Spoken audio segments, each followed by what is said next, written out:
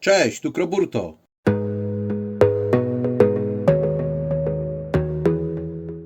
Jak widzicie, nadal tkwimy na karaibskiej wyspie. W naszej przenośnej pracowni nadal będziemy tworzyć świece inspirowane tematyką piracką.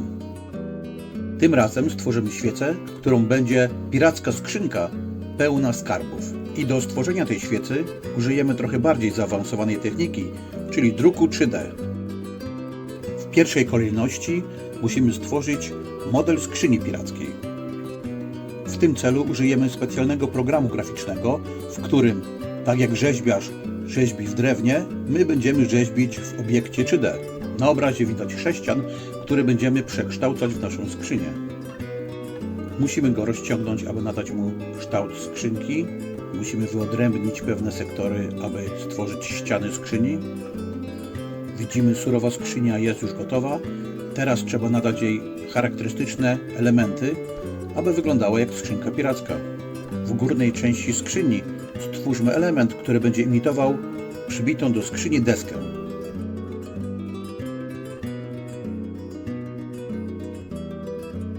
Teraz stwórzmy obiekt, który będzie imitował główki starych średniowiecznych gwoździ przytrzymujących wcześniej stworzoną deskę. Gwoździe rozmieśćmy symetrycznie, aby wyglądało, że deska przybita jest w 3 miejscach. Teraz, żeby nie wyglądało, że nasza skrzynia jest zrobiona z karton gipsu, musimy nadać drewnu fakturę.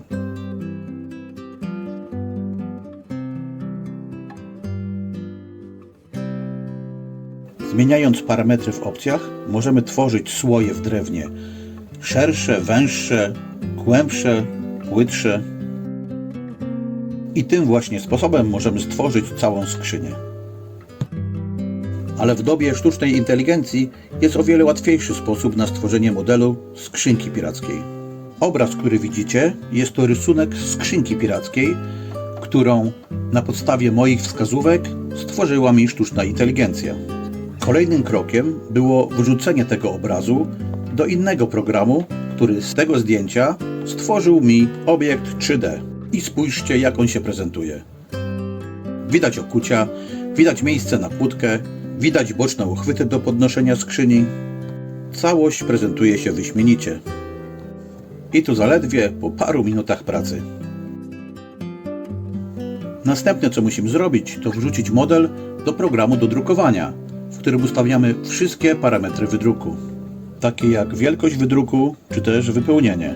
Jak widzicie po lewej stronie, ustawiliśmy sobie wielkość naszej skrzyni na 8,5 cm szerokości, 4,5 cm wysokości i 6,8 cm głębokości. W prawym górnym rogu mamy wartość, która pokazuje wypełnienie naszej skrzyni podczas drukowania, czyli jest ustawione w tym momencie na 20%. Możemy sobie włączyć opcję, aby zobaczyć, w jaki sposób będzie drukowana nasza skrzynia, warstwa po warstwie. Widzimy wewnętrzne wzmocnienia. Jest to właśnie te nasze 20%, które ustawiliśmy w prawym górnym rogu. W prawym dolnym rogu mamy czas drukowania około 8 godzin i 24 minut.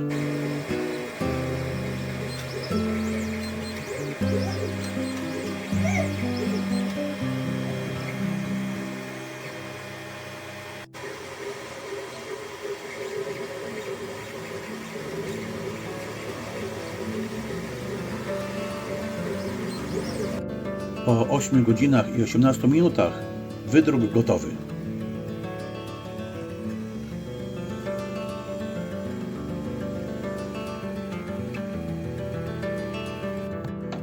Wydruk może nie wyszedł super doskonale, ale troszkę nad nią jeszcze popracujemy i wszystko będzie ok.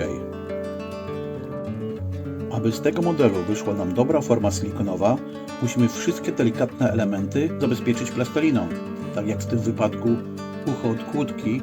Gdybyśmy tego nie zrobili, ten delikatny element za każdym razem przy wyciąganiu z formy silikonowej pękałby.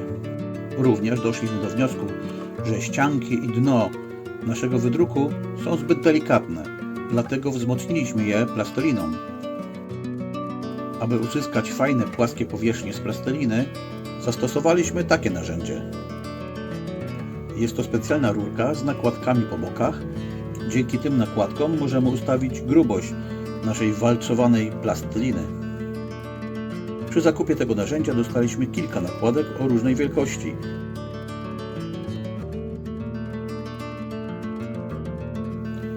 Czas w końcu stworzyć formę silikonową. Aby jej koszt był troszkę niższy, użyjemy starej formy silikonowej. W tym wypadku jest to forma wielkanocnego zająca. Najpierw musimy pokroić go w kostkę, a potem użyć do wypełniania formy.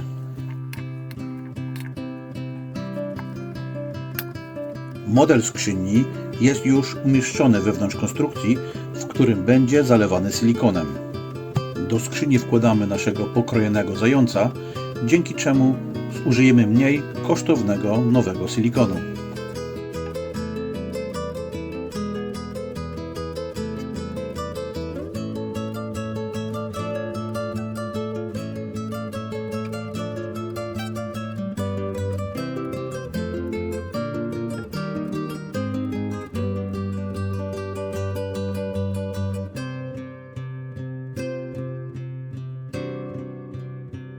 Po 24 godzinach możemy naszą konstrukcję rozebrać i zobaczyć, jak wyszła forma.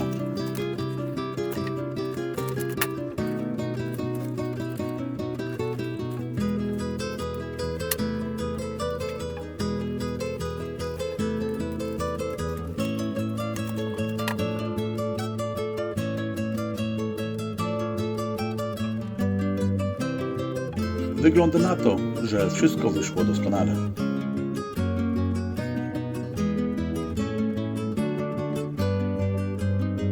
Kolejny krok – stworzenie gipsowego oblewu.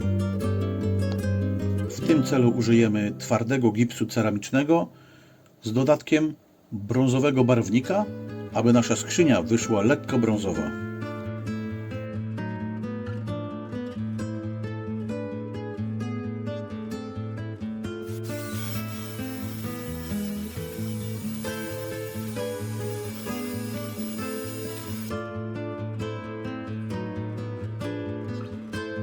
Modelem musimy kilka razy potrząsnąć, aby pozbyć się ewentualnych bąbelków powietrza.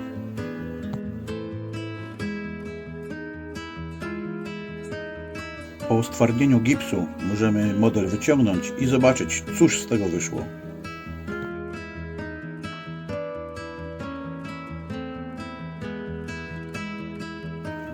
Mamy odlanych również kilka białych skrzyń. Zobaczymy, czy po pomalowaniu będzie widać jakąś różnicę między skrzynią białą a brązową. Wnętrze modelu zabezpieczymy też specjalnym lakierem, aby płynny wosk nie przeciekał nam przez ściany skrzynki.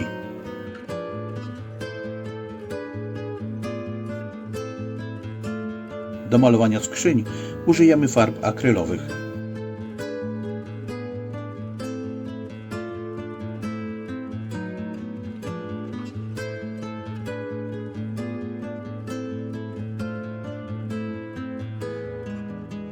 Dwie skrzynie pomalowaliśmy kolorem ciemnobrązowym imitującym drewno orzecha, a jedną skrzynkę kolorem troszkę jaśniejszym, który ma imitować drewno sosny.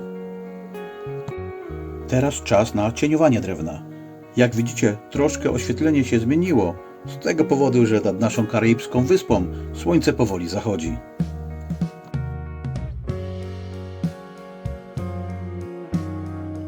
Ok, części drewniane już pomalowane. Teraz zajmiemy się metalowymi okuciami. W tym celu użyjemy srebrnej farby.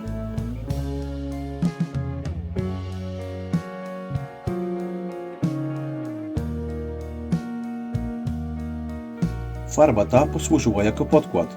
Jako że zależy nam, aby okucie skrzynie wyglądały bardziej stalowo, a nie srebrno, dodamy do srebrnej farby troszkę czarnego koloru i pomalujemy je drugą warstwą. Jak widzicie, dolna skrzynia jest już pomalowana drugą warstwą. Dolny, stalowy kolor prezentuje się lepiej dla starej pirackiej skrzyni. Ostatnie, co nam zostało, to pomalować wszystkie nity, zawias na kłódkę oraz boczne uchwyty na kolor ciemnej stali.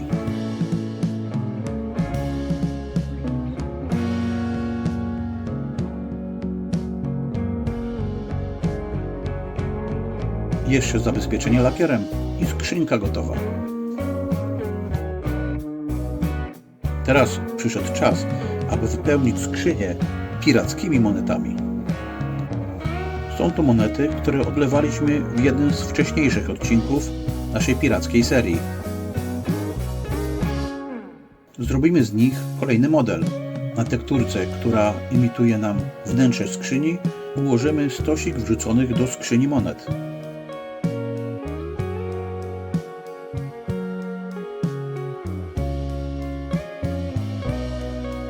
Mniej więcej wyszło to w ten sposób.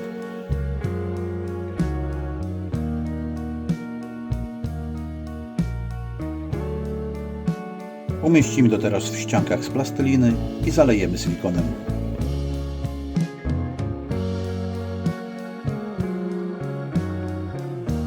Tym razem użyjemy silikonu troszkę innego niż wcześniej. Ten silikon jest bardziej miękki niż silikon, który używaliśmy do stworzenia formy na skrzynkę.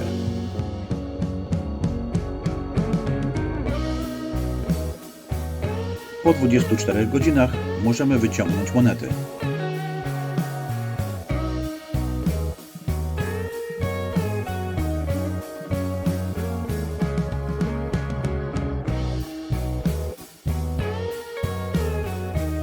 Formę zalewamy woskiem.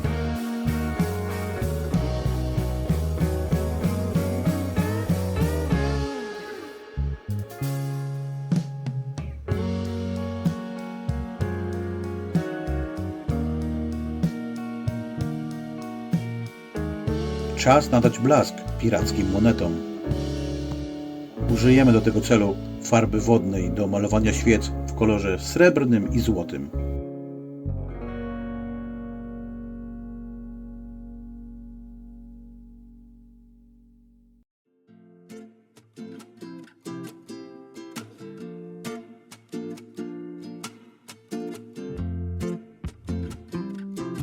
Przygotowujemy skrzynię do zalewania woskiem. Centralnie umieszczamy knot o odpowiedniej średnicy. W tym przypadku jest to knot 10.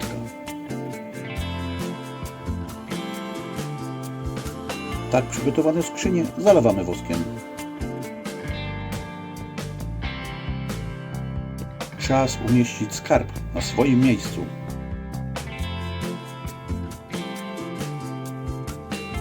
No i skrzynie prezentuje się mniej więcej w ten sposób. Ale to nie wszystko, bo brakuje nam tu jeszcze jednej rzeczy, którą uwielbiają piraci, a mianowicie klejnotów. Widzimy tu parafinowe i szafiry, i rubiny. Klejnoty te również odlewaliśmy w jednym z wcześniejszych odcinków. I ostatecznie po dodaniu klejnotów nasza skrzynka prezentuje się w taki sposób. Wygląda już jak prawdziwa skrzynia pirackiego kapitana.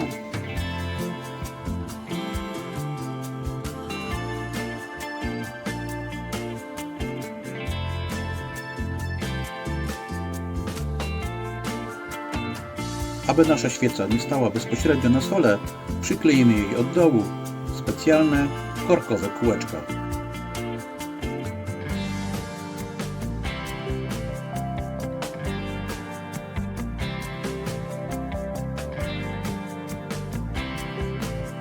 Kolejnym elementem, który będzie dodawany do naszych świec, jest ten oto liścik, stworzony przez nas, stylizowany na starą mapę skarbów z napisem „Jesteś moim skarbem”. Dzięki temu liścikowi osoba, która będzie przez Was obdarowana naszą świecą, będzie wiedziała, że jest dla Was kimś wyjątkowym.